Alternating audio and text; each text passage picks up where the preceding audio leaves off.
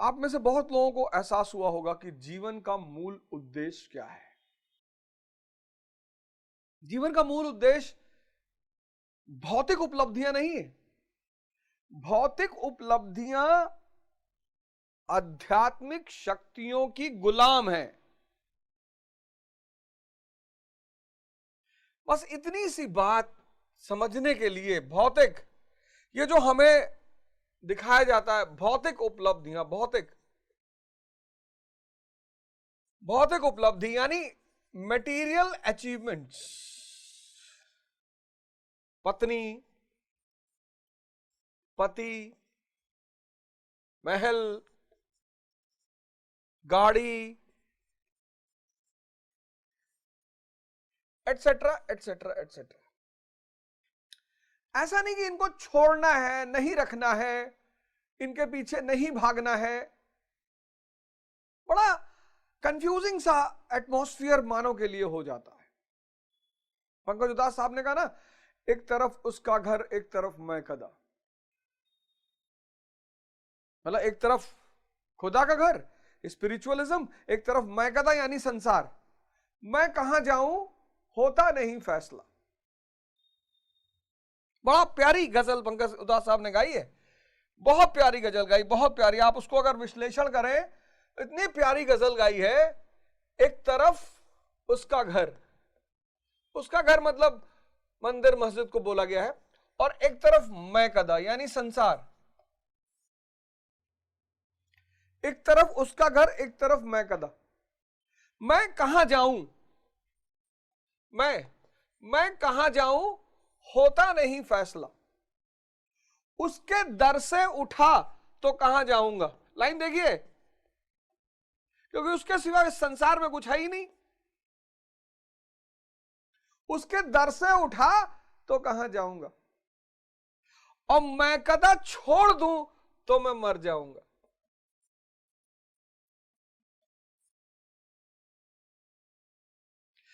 ऐ गमे जिंदगी कुछ तो दे मशवरा,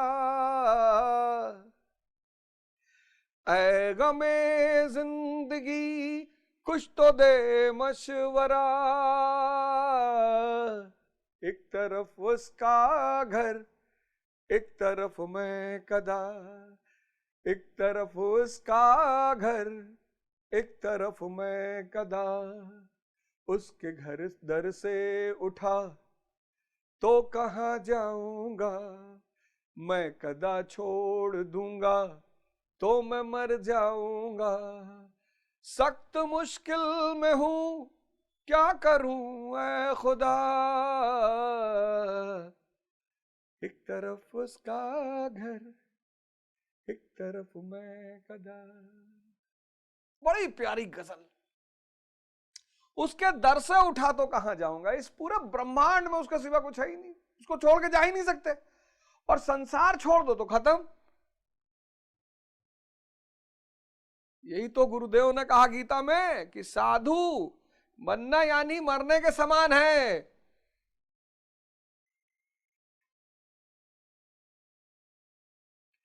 लेकिन जो व्यक्ति साधना करेगा,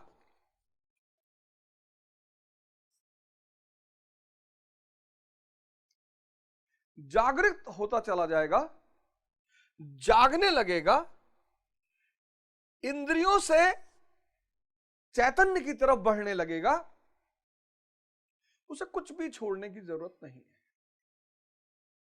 कुछ भी, आप कुछ भी मत छोड़िए, बस जागिए।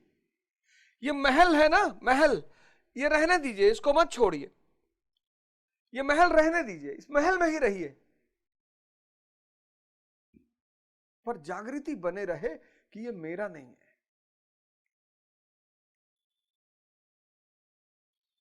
ये मेरे नहीं है, ये मेरी नहीं है। यानी फिर वही कृष्ण का शब्द आ जाता है, लीला। ड्रामा शब्द नहीं, कहते नहीं प्रभु की लीला है, लीला। हर जागृत व्यक्ति को लीला करनी पड़ती है।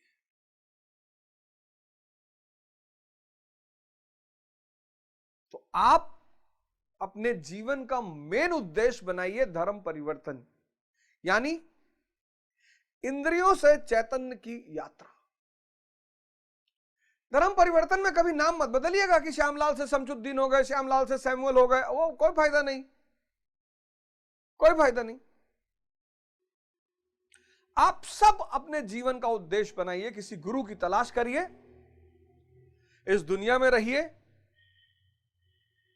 2-4 लाख करोड़ रुपया कमाइए, कोई दिक्कत नहीं है, कोई दिक्कत नहीं है। राजा जनक सन्यासी है, भगवान कृष्ण सन्यासी हैं, बुद्ध भी भाग कर गए, लेकिन वापस लौटने के बाद उन्होंने यशोधरा जी से कहा कि कोई जरूरत नहीं थी भागने की, बस ख्याल रहे।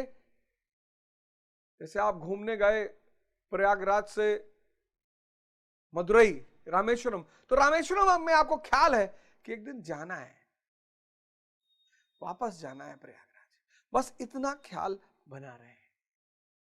और उस मुख्य उद्देश्य के साथ साथ जीवन में जो भी छोटे छोटे उद्देश्य घट रहे हैं उनका आनंद लीजिए।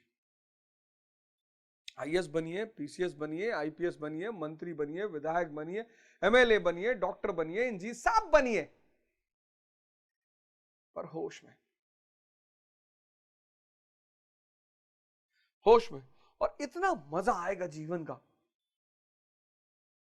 यही बात भगवान कृष्ण 12वें श्लोक में कह रहे हैं अर्जुन से, न तो वाहम जातुम नाशम न तुम नेमे जनाधिपा न चैव न भविष्यामः सर्वे वयमतः परम। बोले अर्जुन ऐसा नहीं है कि सद्गुरु किसी काल में नहीं था, शिष्य किसी काल में नहीं थे, हमेशा हमेशा। इसलिए इस देश ने गुरु पे बड़ा बल दिया, भारत देश ने गुरु पे बड़ा बल दिया, बहुत बल दिया। गुरु आज भारत देश को फिर से इस गुरु के महत्व को स्वीकार करते हुए इसे परम स्थान देना पड़ेगा। कुछ बात है कि हस्ती मिटती नहीं हमारी, सदियों रहा है दुश्मन दौरे जहां हमारा। बस इन्हीं की वजह से हमारी हस्ती नहीं मिटती। गुरु यानी प्रकाश।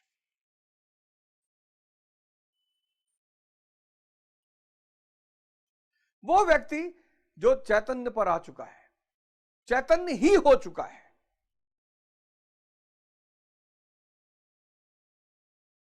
बस उस गुरु से जुड़ना है, बाकी सारा काम वो खुद ही करेगा। जुड़ना है सांसारिक उपलब्धियों के लिए नहीं, हालांकि शुरुआत में लोग आते हैं इसीलिए, कोई बात नहीं, कोई बात नहीं। बच्चे भी माता पिता से छोटे मोटे खिलौने मांगते ही रहते हैं, जब वो बड़े होते जाते हैं खिलौने खत्म हो जाते हैं, कोई बात नहीं। इसका काम है रोशनी फैलाना। और अब अगर ये दुनिया अंधकार से निकलेगी तो उसकी वजह होगा भारत। जिस अंधकार में आज दुनिया चल रही है, पूंजीवाद, कैपिटलिज्म, कैपिटलिज्म सिर्फ इंद्रियों को समझता है, कैपिटलिज्म सिर्फ सेंसस को समझता है। और आज कैपिटलिज्म अपने चरम पे पहुंचने जा रहा है। कलयुग का चरम यानी कैपिटलिज्म का चरम।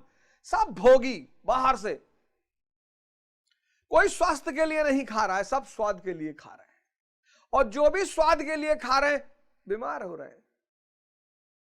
प्रयागराज में मैंने देखा इस बार नाइट फूड्स करके स्ट्रीट खुली है, प्रयाग संगीत समिति के ठीक सामने, मनमोहन पार्क के पास, नहीं मनमोहन पार्क नहीं, कंपनी गार्डन के पास। अच्छा एक बात और, पिछले एपिसोड में शायद वो राजा परीक्षित का नाम ले लिया था मैंने, उसके लिए मैं क्षमा चाहता हूं आप सभी से। वो राजा ययाति की कहानी है, जो 1000 साल तक कहानी चली। आप लोगों ने, कई लोगों ने कमेंट में उसे मेंशन किया, मैं सबको शुक्रिया कहना चाहता हूं, थैंक्स बोलना चाहता हूं।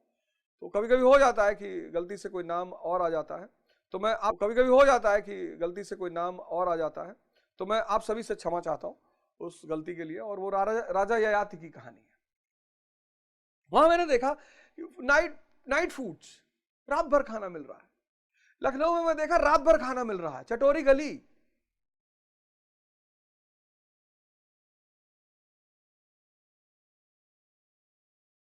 बहुत मजबूरी ना हो तो रात में सारी प्रकृति सोती है, सारी प्रकृति, हमारी शरीर भी सोती है। आप देखो रात में ठंडा खाने से मना करते हैं क्योंकि बाहर का एटमॉस्फेयर ठंडा हो जाता है और टेम्परेचर का नियम है हाई से लो। अब बाहर का टेम्परेचर ठंडा हो गया और आपने अंदर ठंडी चीजें खा ली तो ठंडे होने की संभावना बहुत ज्यादा है। और ठंडे होने की संभावना अगर नहीं भी है तो शरीर को चलाने के लिए गर्मी चाहिए। तो रात में आपके सारे ऑर्गन्स डिस्टर्ब अवस्था में रहेंगे। कोशिश करिए बचिए। अब तो थोड़ा सा चुनौतीपूर्ण हो गया है, आज कैपिटलिज्म चरम पे जा रहा है।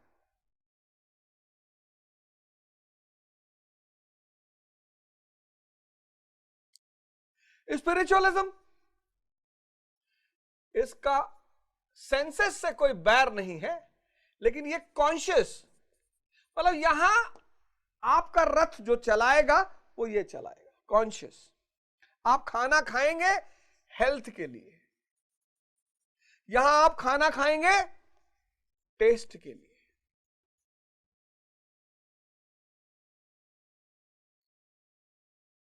यहां आप मूवी देखेंगे इंफॉर्मेशन या नॉलेज बढ़ाने के लिए, यहां आप मूवी देखेंगे सिर्फ मजे के लिए, उसमें क्या था आपको जानना ही नहीं है, उसका क्या मैसेज था आपसे मतलब ही नहीं है।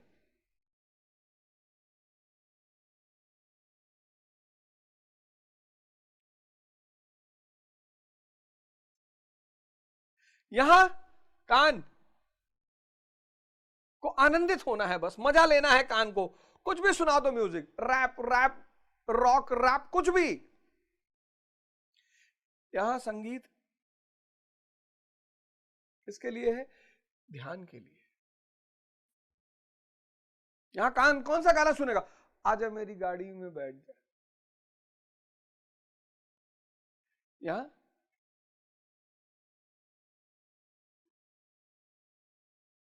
सांसों की माला से सुमिरू में पी का नाम, क्योंकि कॉन्शियस इंद्रियों का इस्तेमाल करेगी लेकिन सेंसिबली करेगी। इसलिए तो मैं आपसे बार बार हाथ जोड़ के कह रहा हूं ध्यान की तरफ आइए, कुछ नहीं छूटेगा। आपका रथ, आपका रथ वो श्री कृष्ण चैतन्य अपने कमांड में ले लेगा।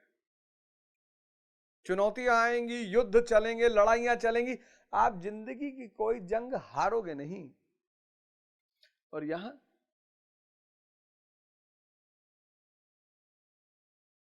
इसका अंतिम पड़ाव है आईसीयू।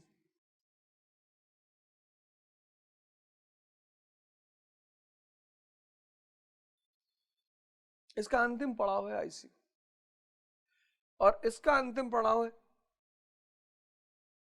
समाधि।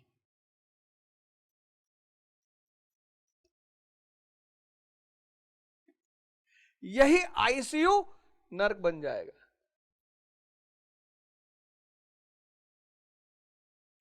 50 सिरिंज 70 साल की उम्र में किसी की बॉडी में लगी है, 50 सिरिंज।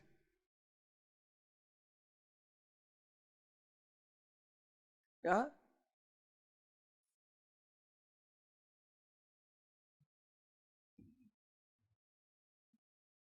इसलिए मैं आप सबको आमंत्रित कर रहा हूं, टेस्ट के लिए भी खाइए, कोई बात नहीं, कभी कभी मजे के भी मोड में आ जाइए, कोई बात नहीं, अंधे मत बनिए। ऐसा नहीं ये सब छोड़ दीजिए, लेकिन सेंसेस को इस चैतन्य के अधीन कर लीजिए।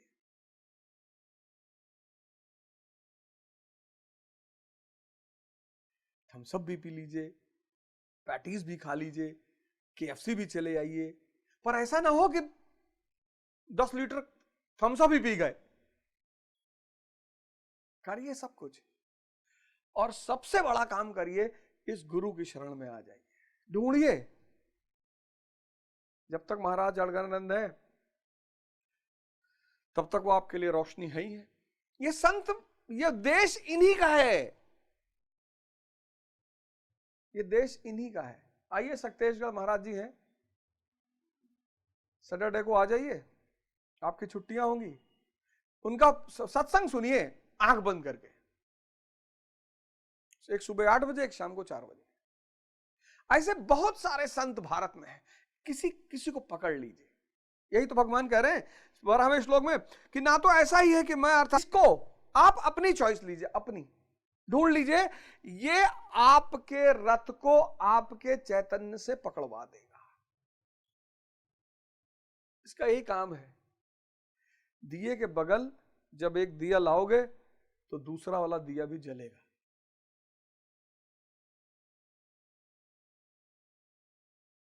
महीने में एक बार चले आइए, प्रणाम कराइए, सिर्फ प्रणाम कराइए, फोटो सोटो इस सब चक्कर में मत पड़िए। भैया मिलाए दो, भैया भैया पैर छू ले, भैया आशीर्वाद दो, सबको आशीर्वाद बही रहा है उनसे, और कुछ बही नहीं रहा है। गंगा में अमृत छोड़कर बह क्या रहा है? अब तो पोल्यूशन है, वरना गंगा में अमृत छोड़ के कुछ बह ही नहीं रहा था। ऐसे गुरु है, वहां आशीर्वाद छोड़ के कुछ बह ही नहीं रहा है। ऐसा नहीं कि आप जाके पैर छू लेंगे तो आपको थोड़ा ज्यादा मिल जाएगा। लेकिन आंख बंद करके अगर 1 घंटा उन पर आप ध्यान लगाएंगे तो उनकी जो चेतना बह रही है उससे आपको बहुत फायदा मिलेगा। आपकी विशुद्धियां खत्म होगी, आपके अंदर पॉजिटिव विचारों का उद्भव होगा, और धीरे धीरे आप करंट से जुड़ने लगेंगे। बस अपने काल के सदगुरु को पहचानिए और उनके करीब जाइए। चॉइस आपकी है, चुनाव आपका है, पर गुरु को ढूंढिए जरूर। अगर आप गुरु नहीं ढूंढेंगे तो क्या होगा? वही पौराणिक दृष्टिकोण, वही पौराणिक व्यू, पौराणिक दृष्टिकोण में फंसे रहेंगे, वही पंडितों जैसी बातें करेंगे आप, जैसे अर्जुन कह रहा है।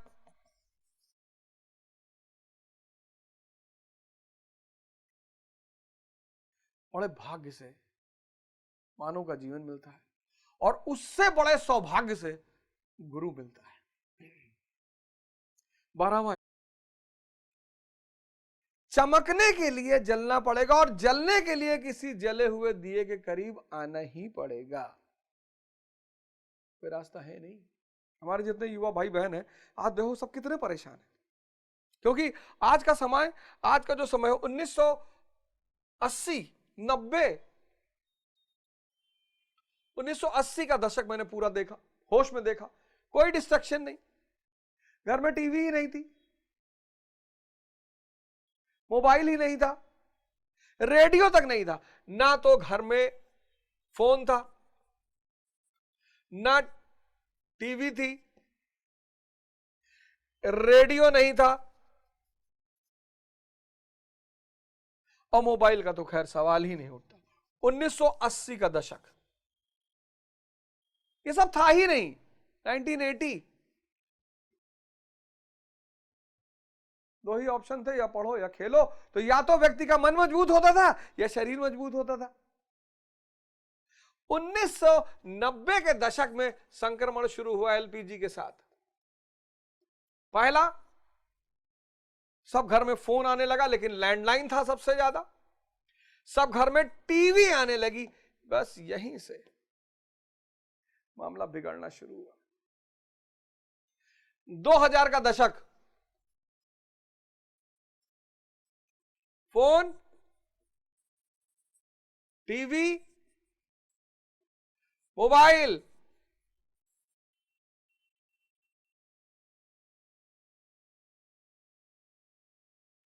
दो 2010 के बाद का दशक, phone, TV, mobile, net pack,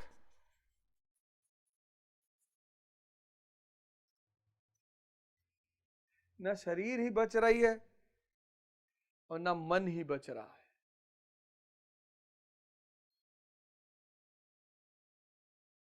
खोखला होता जा रहा है इंसान,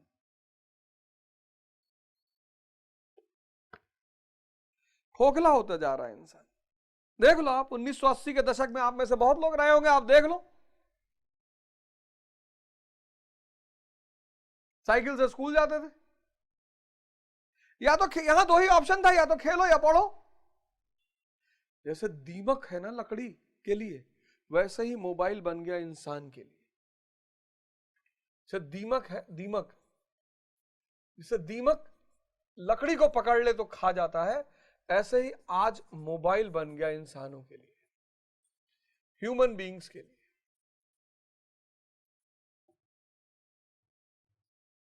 खाए जा रहा है, मन को खाए जा रहा है, शरीर को खाए जा रहा है। आत्महत्या, डिप्रेशन, हत्या, अपराध, एक्सीडेंट्स, क्या क्या नहीं हो रहा है। आप देखो इस वक्त, देखो सुसाइड, छोटी छोटी बात पे, फलानी स्त्री हमको छोड़ के चली गई, जाने ना, पार्वती जी तो शंकर को छोड़ के नहीं गई और ना कभी जाएंगी। सीता जी ने तो रामचंद्र जी को नहीं छोड़ा, उनको पता था कि मेरा हस्बैंड आएगा, ठोक पीट के मार डालेगा तुमको।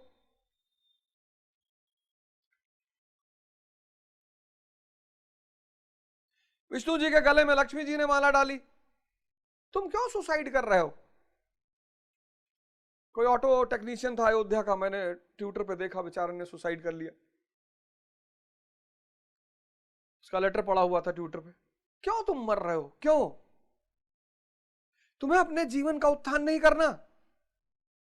तुम्हें अपने इतना बढ़िया जीवन मिला, इतना प्यारा जीवन मिला, भगवान बनने का जीवन मिला, भगवान बनने का जीवन मिला, इतना प्यारा जीवन हम सबको मिला है, मानव का जीवन। जानवर बन गए होते तो कुत्ता कुत्ता रहेगा, शेर शेर रहेगा, घोड़ा घोड़ा रहेगा, गधा गधा रहेगा। इंसान भगवान बनने के लिए पैदा हुआ है, और तुम स्त्री के लिए सुसाइड कर ले रहे हो।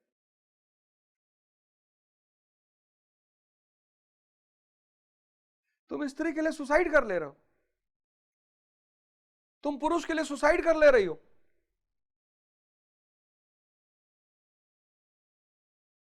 कोई भी छोड़ के जाए कष्ट तो होगा ही, लेकिन चूंकि आप अंदर से कमजोर हैं तो आप चीटेड फील करते हैं, दुखी फील करते हैं। उसी मोमेंट जिस वक्त आपको कोई छोड़ के चला जा रहा है, भारत के किसी भी एक आश्रम में भाग जाइए, किसी भी एक आश्रम में तुरंत चले जाइए कि वाह रे भगवान, और वहां आपको संत दिखाई पड़ेंगे जो छोड़ के आए हैं, एक से एक गामा, एक से एक शूरवीर, सन्यासी नहीं शूरवीर, छोड़ आए, छोड़। श्री राम शर्मा आचार्य का आश्रम है हरिद्वार, जाइए वहां पर। श्री राम शर्मा आचार्य 70 के दशक में, 80 के दशक में एक बहुत बड़ा उनका आंदोलन था, आज भी है, आज भी है। श्री राम शर्मा आचार्य चिन्मयानंद भैया है, मेरा सौभाग्य से उनसे मुलाकात हुई, पटना के एक शो में मैं भी था, अखंड ज्योति शायद उनकी मैगजीन है। चले आइए हरिद्वार पंडित श्री राम शर्मा आचार्य के आश्रम में, शांति कुंज, शांति कुंज, 2-4 आश्रम तो मैं आपको बता दे रहा हूं जहां आप चले जाइए। आप शांति कुंज चले जाइए, क्या जगह है शांति कुंज, आप शांति कुंज चले जाइए। जब भी आपको तनाव हो, डिप्रेशन हो, दुख हो, आप शांति कुंज चले जाइए। एक कोई साहित्य की किताब उनकी ले लीजिए, एक, कई सारे हमारे मित्र हैं पटना के, बिहार के, उन्होंने बेचारों ने इतना साहित्य, एक से एक बढ़िया साहित्य भेजा हमें। शांति कुंज जाइए, एक से एक शूरवीर आपको मिलेंगे शांति कुंज में, एक से एक शूरवीर, जिनको किसी ने छोड़ा नहीं, उन्होंने ही छोड़ त्याग दिया। समझ गए ना, ये चक्षु खुल गया, और अब संसार की सेवा में लगे। पंडित श्री राम शर्मा आचार्य और माता जी दोनों लोगों ने भारत को जो दिशा दी। एक बार किसी ने हमसे कहा कि यार भारत, सारी पुरानी सभ्यताएं मर गई, भारत क्यों नहीं मर रहा है? अरे मैंने कहा, किसी जमाने में बुद्ध ने संभाला, किसी जमाने में शंकराचार्य ने संभाला, किसी जमाने में कबीर और नानक ने संभाला, किसी जमाने में विवेकानंद और दयानंद सरस्वती ने संभाला, किसी जमाने में पंडित श्री राम शर्मा आचार्य और महाराज अड़गनानंद संभाल रहे हैं, और आगे भी संभालते रहेंगे। आप शांति कुंज चले, आपको ज्यादा जैसे दिक्कत हो आप शांति कुंज चले जाइए, मैं दावा करता हूं जब आप वहां जब 15 दिन बाद निकलेंगे ना, एक दूसरे इंसान होंगे। आप शांति कुंज जा सकते हैं, आप कोयम्बटूर चले जाइए सदगुरु के आश्रम, आप वहां चले जाइए, आप चले जाइए अलगानंद महाराज के आश्रम में चले जाइए,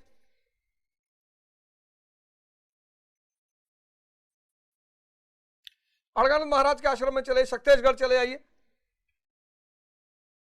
वहां संत महात्मा थोड़ा सा है, बाहर के लोगों को जल्दी बर्दाश्त नहीं करते। अगर आप वहां जाएंगे और बाहर वाली हरकत करेंगे, कोई पान खा रहा, कोई बीड़ी पी रहा, कोई सिगरेट पी रहा, तो 2-4 लाठी तो आपको तोहफे में मिल ही जाएगी।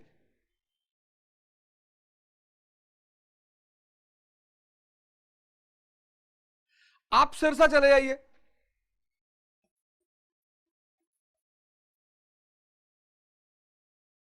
ऐसे न जाने कितने आश्रम भारत में।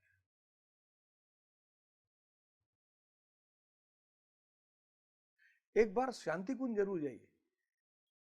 और मैं तो कहूंगा गर्मियों की छुट्टी शुरू हो रही है, अपने बच्चों को कहीं ना कहीं आश्रम में जरूर ले जाइए। गोवा ले जाइए, जैसे आपका 15 दिन का गोवा का टूर है। अब गर्मी में कौन गोवा जाएगा? आप ज्यादा ज्यादा ठंडे इलाकों में जाएंगे, कश्मीर जाएंगे, हिमाचल जाएंगे, बिल्कुल जाइए। यूरोप जाएंगे, अमेरिका जाएंगे, एकदम जाइए। लेकिन जो टूर आपका 25 दिन का है, 20 दिन का है, उसमें 5 दिन कम कर लीजिए। ये व्यक्तिगत निवेदन है आपसे, 5 दिन कम कर लीजिए। और 5 दिन अपने बच्चों को लेकर आप ऐसे ही किसी आश्रम में रहिए, शांति कुंज चले जाइए। मेरे बड़े सारे मित्र लोग हैं, मैं उनको बोल दूंगा, और जाइए कुछ दान पुण्य करके आइए, रहिए वहां के माहौल में। आपके बच्चों को भी पता चले कि दुनिया में यार अध्यात्म भी किसी चीज का नाम है,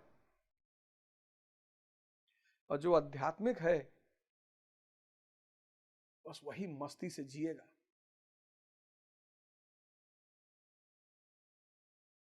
जो आध्यात्मिक है बस वही मस्ती से जिएगा। सब मस्ती से नहीं जिएंगे, सब मस्ती से नहीं जिएंगे, सवाल ही नहीं उठता।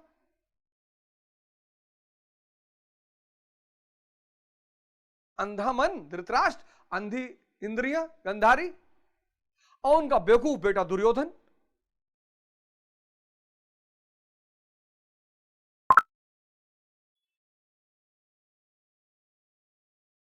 तो आज आप देखिए, सुसाइड बढ़ रही है, डिप्रेशन बढ़ रहा है। जीवन युद्ध है, संघर्ष। गुरु के बिना एक दिन नहीं चल पाओगे। तनाव, टेंशन बढ़ रहा है, रोग बढ़ रहे हैं। जिनके पास पैसा नहीं है वो बीमार पड़ गए और गलती से सरकारी अस्पताल में जाना पड़ा। मेरठ या आगरा के एक हॉस्पिटल की सीन अभी मैंने ट्विटर पे देखी कि एक इंजर्ड आदमी ब्लीड कर रहा और अस्पताल के फ्लोर पे पड़ा हुआ, कोई उठाने वाला नहीं है। सब सब पूरी दुनिया,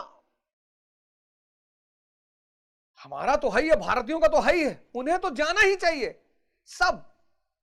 आओ इस अध्यात्म की धारा में जुड़े, अपने समाज को बचाएं, देश को बचाएं, इस पूरे विश्व को बचाएं।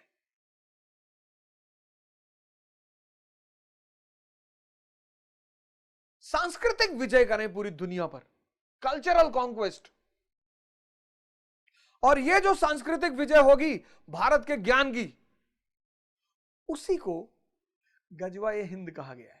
गजवाए हिंद ऐसा नहीं कि मुसलमान जाएंगे भारत से निकलेंगे और पूरे दुनिया पे कब्जा करेंगे, वो मुसलमान नहीं। ये साधु सन्यासी और भारत का ज्ञान को पता ही नहीं गजवाए हिंद क्या है। ये दुनिया बचेगी तो भारत से बचेगी, ये दुनिया बचेगी तो शांति कुंज जैसे लोगों के प्रयासों से बचेगी और ज्ञान से बचेगी, और कोई ऑप्शन है ही नहीं। बहुत अंधकार फैल गया है, अंधकार से लड़ नहीं पाओगे क्योंकि अंधकार एग्जिस्टेंशियल है, सत्य है।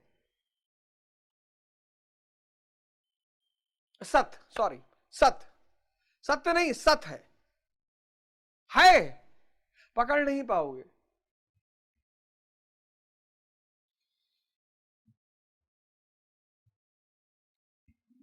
कमरे में अंधेरा भरा है तो ये नहीं कर सकते कि 4 बोरा ले आए, अंधेरा भर के बाहर कर दिए।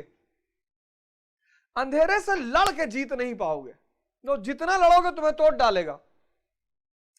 अंधेरा दूर करने का बस एक ही रास्ता है, अपने अंदर का दिया जला दो, आत्म दीपो भवा। तो गीता के इस 12वें श्लोक से हम सब एक प्रण लेते हैं कि भाई